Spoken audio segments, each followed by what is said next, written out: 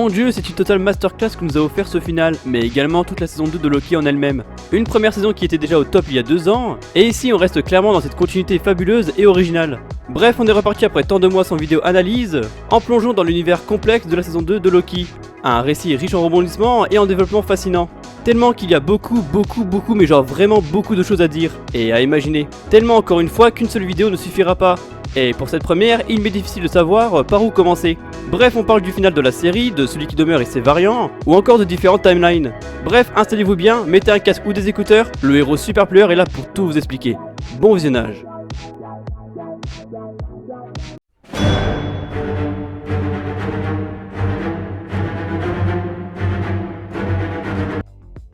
L'errance temporelle. Il s'agit de l'élément central de cette seconde saga.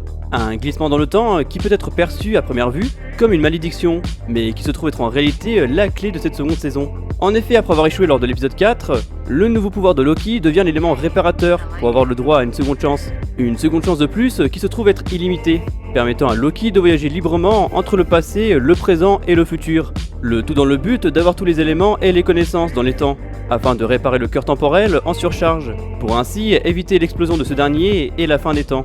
Un pouvoir que Loki ne réussira pas à contrôler avant la fin de l'épisode 5, se rendant compte qu'il est la clé pour réécrire l'histoire et sauver l'existence elle-même. Et ce don que Loki a obtenu, il ne l'a pas reçu sans aucune raison.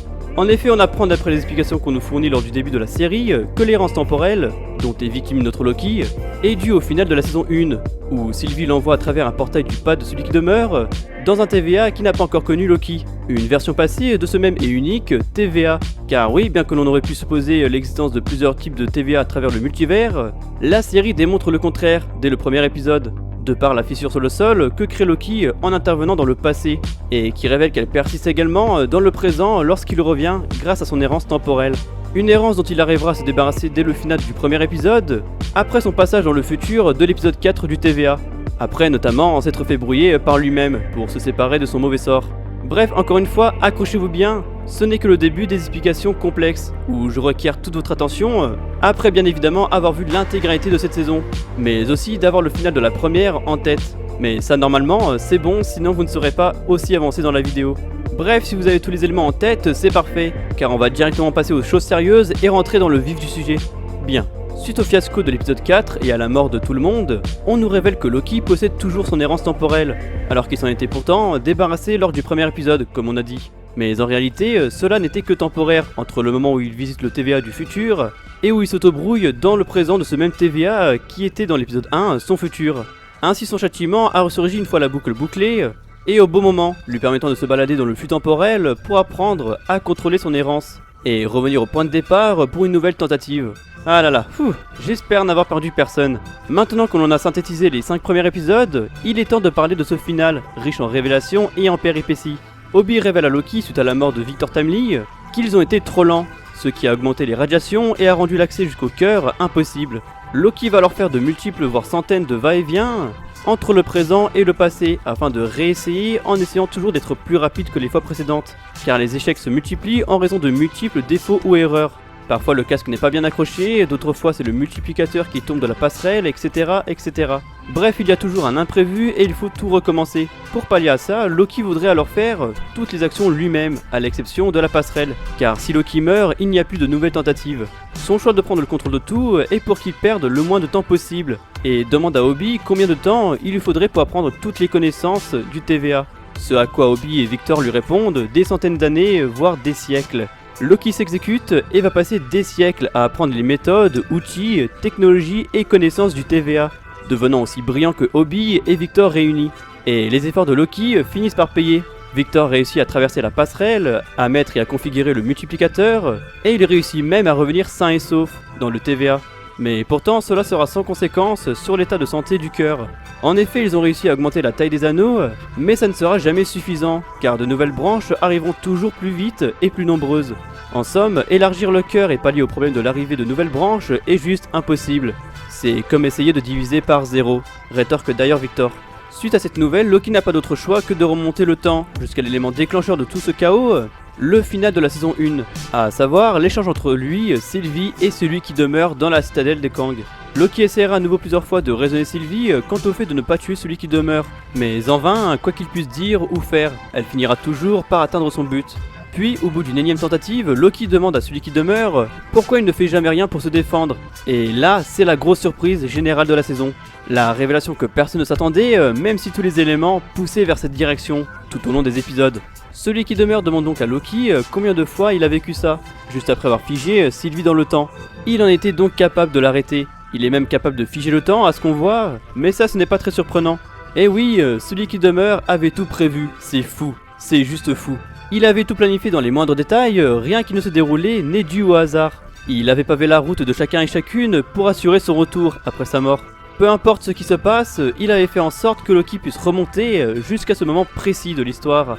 Pour reprendre le pouvoir, c'est d'ailleurs lui qui en réalité a refilé l'errance temporelle à Loki, pour qu'il puisse rester en vie. En somme, Loki était sa sécurité de résurrection.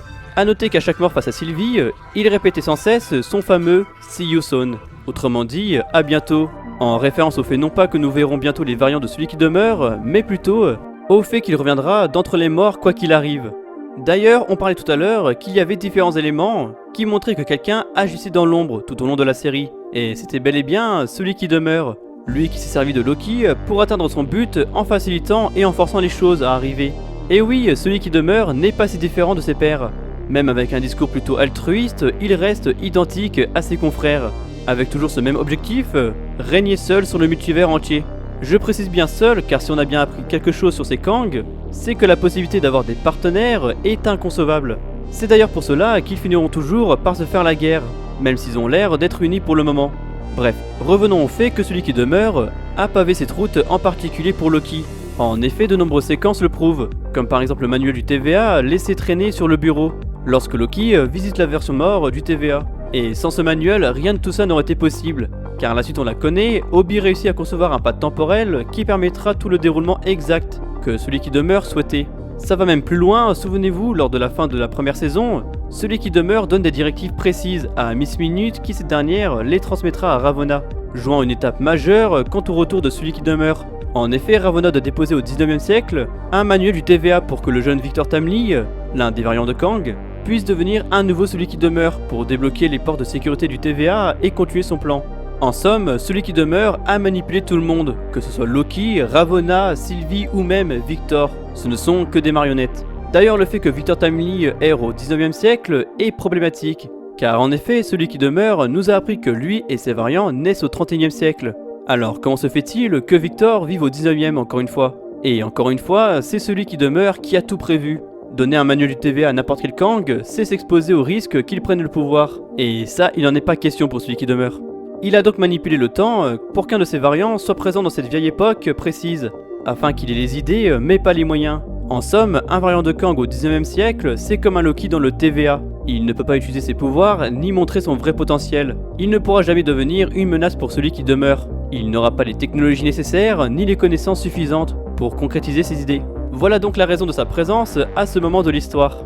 Bref, revenons au final de la série car la suite est encore plus folle. Effectivement, il y a un élément qui a pu être confus par plusieurs personnes, et je l'avoue que j'ai été assez mitigé aussi. En effet, Loki a fait semblant d'être surpris par cette révélation.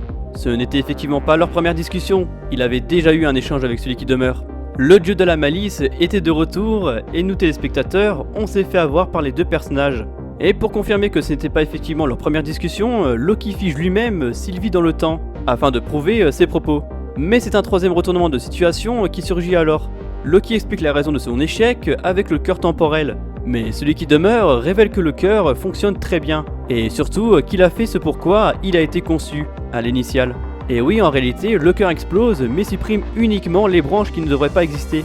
Il protège donc le flux temporel en contrepartie de la destruction du TVA, car comme il insinue, ce n'est qu'un dommage collatéral et c'est très facile à reconstruire. Bref, Loki revient à zéro et fait face au même choix que lors de la saison précédente. Sauver celui qui demeure pour sauver tout le multivers et conserver le TVA actuel, mais cela implique de retirer le libre arbitre, mais surtout de devoir tuer Sylvie, impossible à raisonner.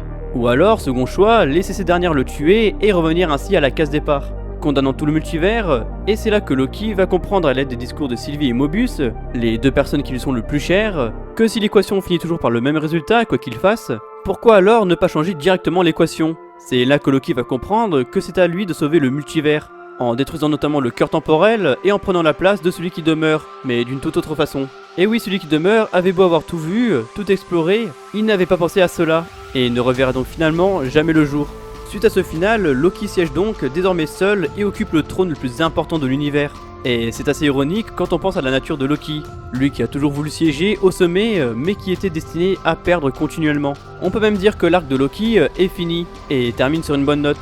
Mais je pense qu'on le reverra dans les films Avengers 5 et 6 car il sera au centre même de l'intrigue et il y retrouvera sûrement son frère qui l'a tant trahi. Désormais, il veille sur chacun des êtres, il a un œil sur tout le multivers, redonnant donc le libre arbitre pour devenir une meilleure version que son prédécesseur. Les variants de Kang sont libres, cela était inévitable. Et d'ailleurs le TVA mentionne le fait qu'un des variants de Kang a fait parler de lui dans l'univers 616, le nôtre. Mais qu'il a été arrêté et on comprend vite qu'il s'agit de l'exilé de Ant-Man 3. Waouh, quelle saison et quelle finale. J'espère que je vous ai pas trop perdu en cours de route, mais il était très important de faire un éclaircissement point par point afin d'être au mieux préparé pour la suite. Et c'est ainsi que s'achève cette vidéo qui j'espère vous a plu. Si c'est le cas, je compte sur vous pour le pouce bleu, c'est super sympa et ça récompense énormément le travail fourni. Si c'est votre première fois sur la chaîne ou si ce n'est pas encore fait, abonnez-vous, c'est totalement gratuit. Ça ne vous coûtera que 0€ par mois et en plus, ça me donne de la force pour continuer. Et ça m'encourage énormément à vous faire plein de vidéos de ce genre.